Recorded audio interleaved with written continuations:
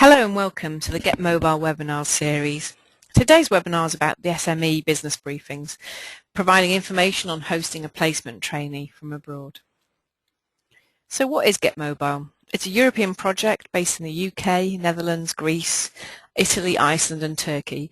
We're working together to try and get more European female graduates from across Europe to go on placement abroad to another SME. So we're really working with SMEs to try and get more SMEs on board in this valuable area of work experience for female graduates who are currently unemployed. We've got a series of results and products aimed at SMEs as part of the Get Mobile project. We're developing a handbook called Maximising Returns for Small Business, and this can guide you through the process of hosting a placement student from abroad. We're running practical business briefing workshops, sharing information about hosting trainees from abroad. And finally, we have the Get Connected Zone, where you can register free of charge, connect with other SMEs as well as graduates across Europe and advertise your placement vacancies. What's in it for you as a company, as an SME? What are the benefits of hosting a placement trainee? Well, the benefits are many and varied, but some of the regularly reported benefits are listed here on screen.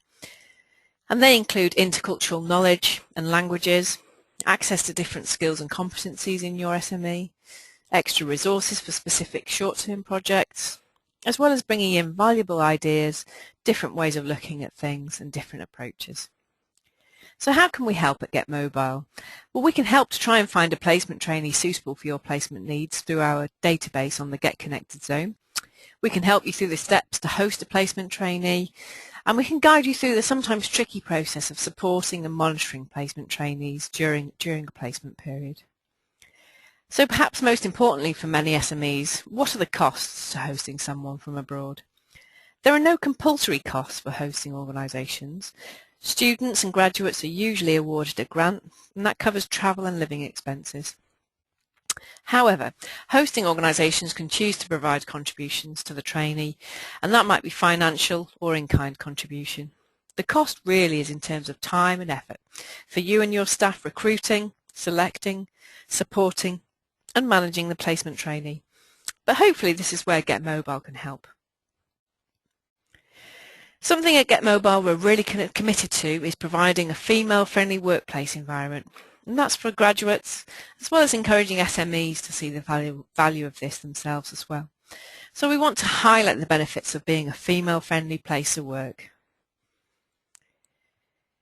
There are several cultural implications of hosting a placement trainee. You get to see your company culture and country culture from an outsider's perspective, and that might help to put some things into the spotlight. Your staff will need to adapt to working alongside someone from a different culture and a different country, and that can develop valuable skills and competencies for them that are really transferable to many different jobs. And finally, the placement trainee needs to adapt to your working environment and a new country. And as we all know, every small business has its own working culture and environment, and that's probably the trickiest part for a trainee to settle into. So how can you select the best trainee for your SME? Well, you can work with intermediaries to advertise your vacancy, advertise yourself directly on websites, but make sure you're wording your advert right. You need to be clear about what you want and what you need out of the placement. Getting these things clear from the start can help clear up any misunderstandings later on. So recruit and select using exactly the same methods you would for any new member of staff, and you'll get the best results.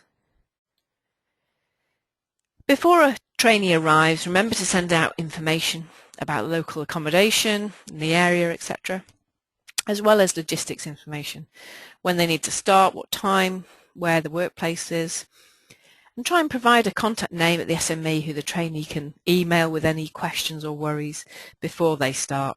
And finally, make sure you're ready to host a trainee. There's some sort of work area ready, everyone's expecting the person, some sort of initial tasks and an induction program are ready. The first few weeks are really crucial to help the trainee settle in.